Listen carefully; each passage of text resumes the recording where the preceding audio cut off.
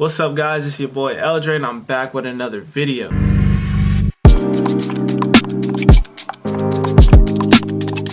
I get a lot of DMs, a lot of questions asking me about how I mix and master my beats. So that's what this video is going to be about, as you can see in the title. But just a quick disclaimer, I'm going to be showing you how I personally mix and master my beats. I'm saying this because I'm not going to get all technical with it. I'm not a seasoned professional. I mean, I did go to college for this, but it's like, I forgot a lot of that shit. I don't know all the ins and outs of a compressor or, things like that. So this is pretty much a beginner tutorial to get your beats to sound better than they do if you're looking for help. Because people say my beats sound good, and if it sounds good, it sounds good, you know what I'm saying? So I'm just gonna show you what I do. Let's get into it. So I have this beat, it's already mixed, already mastered.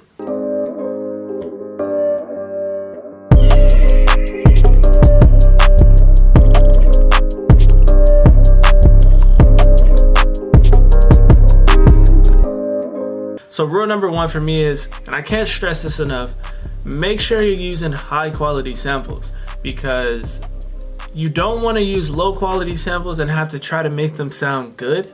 You'd much rather just have good samples where you don't have to do much to it. So for instance, like my kicks, my snares, all that stuff, high quality. I don't do anything to them most of the time. Like for the kicks, I might EQ it a little bit, but as you can see, I just have one EQ on this. That's it, and I barely did anything. I just lowered the high end a tiny bit. On to the next tip. Now this is kind of like more of a preference thing.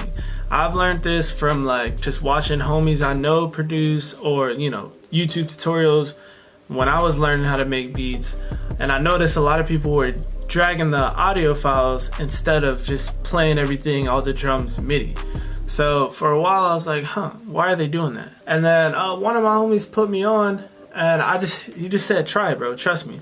So I tried it, and I don't know, it kind of does sound a little better, but it's probably just like the faintest difference. You probably wouldn't be able to tell, but for me it makes a difference. And it's easier to mix because all your drums, everything is separate. Use audio samples instead of MIDI if you want though, because I know a lot of people like to play stuff, and I do too.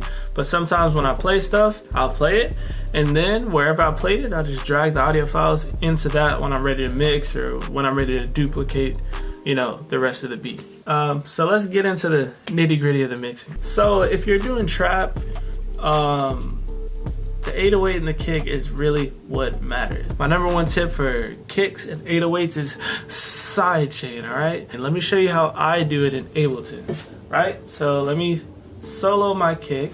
Oh, by the way, most of the drums on this beat are in my L.Dre drum kit, volume 1, so go check that out. So solo the kick in the 808.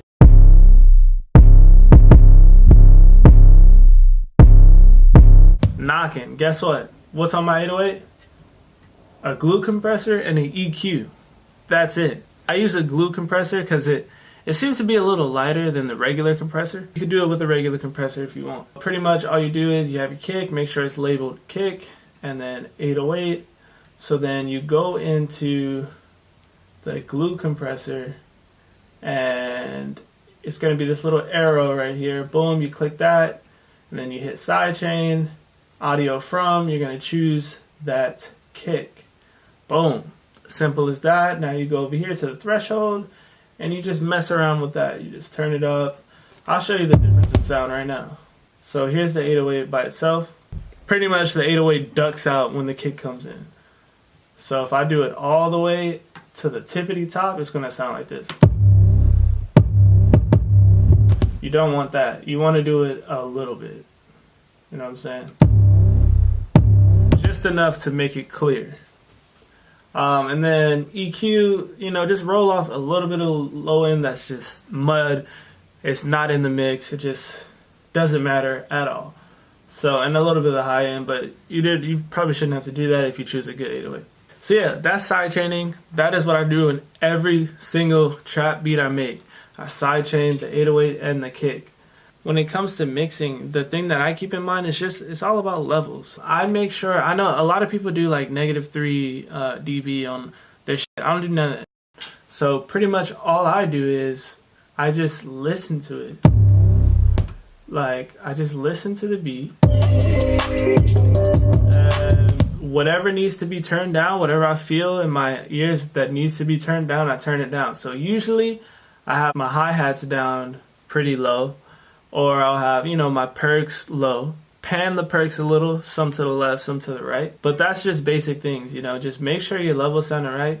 The highest things I have is the 808 and the kick at all times. I have the 808 and the kick banging, because that's what you really want to bang when you're making these type of beats. Just you want that shit piercing through.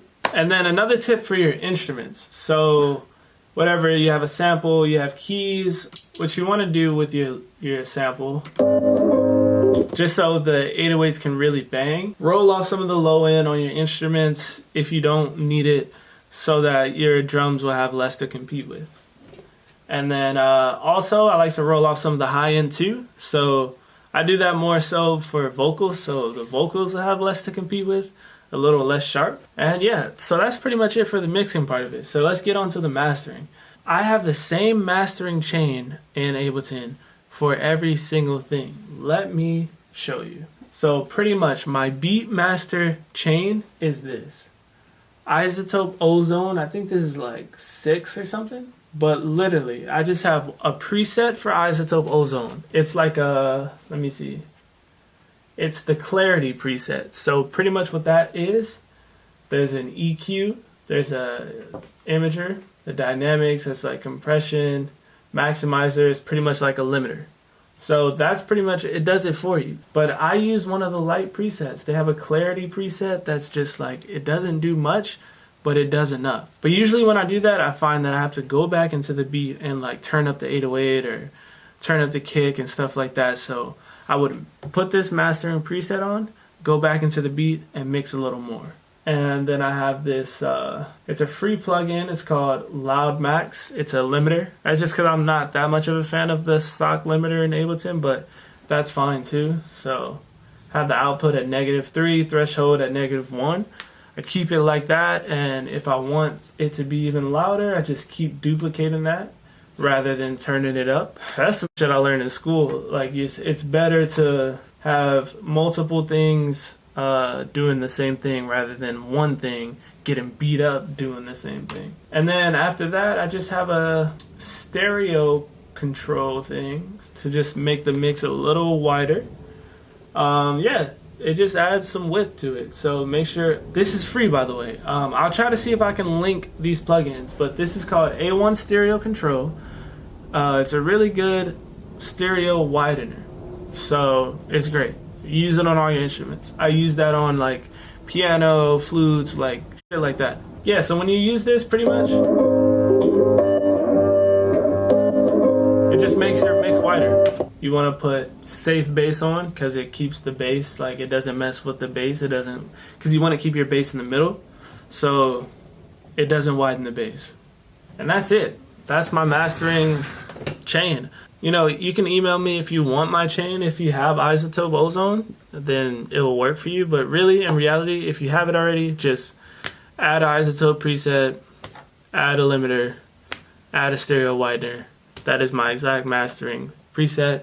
So yeah, that's pretty much how I mix and master my beats. And if you have any tips, I mean, I know if you're a professional, you shouldn't be watching this, because you know, as a beginner, these tips can help you. They help me, so this is exactly what I do. So if you listen to any of my beats and you like how they sound, this is how I do it.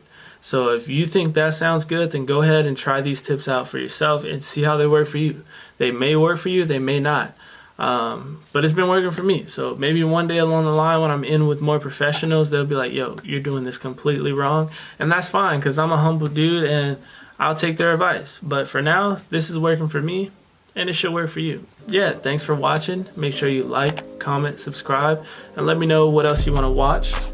And if you have any mixing tips specifically for Ableton that I don't know, that I didn't cover, go ahead and drop them below. I'm sure anybody else in the comments would love to see what you have to say.